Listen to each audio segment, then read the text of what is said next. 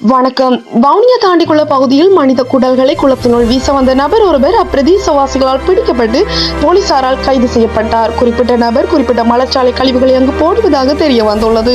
இதன் அடிப்படையில் அப்பிரதேச மக்களுக்கு குளத்து மீன் சாப்பிடுவது மற்றும் டேங்க் வாட்டர் குடிப்பதை குறித்து எச்சரிக்கை விடுக்கப்பட்டுள்ளது.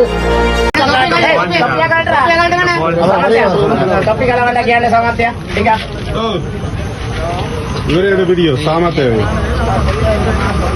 விளையாடி போடுறதுக்கும் சேர்த்து எடுங்க.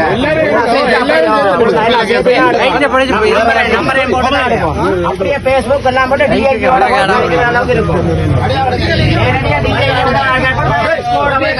ஜீப்புக்குள்ள வர்ற அளவு வச்சுக்கொள்ளாத.